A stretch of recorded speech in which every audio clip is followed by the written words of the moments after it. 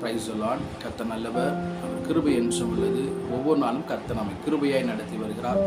இந்த நாளிலும் கலாத்தியருக்கு எழுதின புஸ்தகம் 6ஆம் அதிகாரம் 7ஆம் வசனம் சொல்கிறது, மோசம் போகாதிருங்கள், தேவன் பரியாசம் பண்ணப்பட்டார், மனுஷன் எதை விதைக்கிறானோ அதையே அறுப்பான் என்று சொல்லி. இந்த உலகத்தில் வாழ்ந்து கொண்டிருக்கிற நாமாய் கூட மற்றவர்களுக்கு நம்ம எப்படிப்பட்ட காரியங்களை விதைக்கிறவராய் நம்ம இருக்கோம். நன்மையை விதைப்போம் என்று சொன்னால் நன்மையான காரியங்களை நம் வாழ்க்கையிலே பெற்றுக் கொடுக்கிறோம். தீமையான காரியங்களை விதைக்கிறவர்களாக இருப்போம் என்று சொன்னால் அதற்கேற்ற பலனை நம் வாழ்க்கையில பெறுகிறவர்களாய் நாம் காணப்படுகிறோம். வேதத்தில் லூக்கா எழுதின சுவிசேஷம் 16ஆம் அதிகாரத்தில் ஐஸ்வர்யான் லாசர் என்றதான இரு மனுஷர்களை குறித்து நாம் பார்க்க முடியும். 19ஆம் வசனம் சொல்கிறது, ஐஸ்வர்யமுள்ள ஒரு மனுஷன் இருந்தான். அவன் இரத்தாம்பரமும் விலையேற பெற்ற வஸ்திரம் தரித்து அனுதினமும் சம்பூர்ணமாய் வாழ்ந்து கொண்டிருந்தான். லாசரும் என்னும் பேர் கொண்ட ஒரு தரித்திரனும் இருந்தான். அவன் எப்படிப்பட்டவனாய் இருந்தானா, அவன் பருக்கள் நிறைந்தவனாய் அவன் ஐஸ்வரனுடைய வாசலர்களை கிடக்கிறவனாய் இருந்தான்.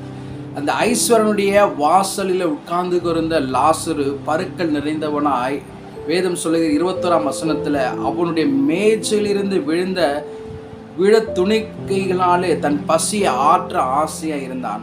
நாய்கள் வந்து அவன் பருக்களை நக்கிச்சு. அப்படி இருக்கப்படும் போது ஒரு நாள் 2 பேரும் மறிக்கிறாங்க.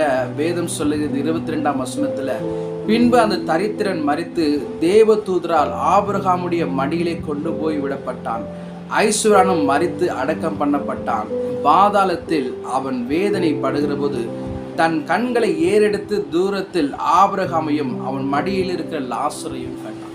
தன் வாழ்ந்த நாட்களிலே தன் வாசலர்களே இருந்த லாசருக்கு எந்த ஒரு காரியத்தையும் அவர் நன்மையை விதைக்காத பட்சத்தில் இந்த ஐஸ்வரனுடைய வாழ்க்கை எப்படிப்பட்டதா இருக்கிறது என்று இந்த வசனத்தில் நம்மளால வாசிக்க முடியும். ஆனால் அவன் வாசலில் காத்திருந்த லாசர் எப்படிப்பட்டவராய் ஆபிரகாமுடைய மடியிலே படுத்துக்கு இருக்கிறதை நம்மளால் வாசிக்கிறோம்.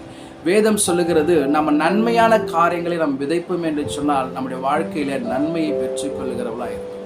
இங்கே இந்த ஐஸ்வர்யனை போல தன் பக்கத்தில் தன்னோடு இருக்கிறவர்களை குறித்து அக்கறை இல்லாதபடி, அவர்களுக்கு ஒரு நன்மையான காரியங்களை செய்யாதபடி நாம் இருப்போம் என்று சொன்னால் நம்முடைய வாழ்க்கையும் இப்படிப்பட்ட காரியங்களுக்குள்ளாய் கடந்து போகிறதை நம்மளால பார்க்க முடியும். வேதத்தில் யோபு பக்தன் தன்னுடைய வாழ்க்கையில இப்படியே அவர் சொல்லுகிறார்.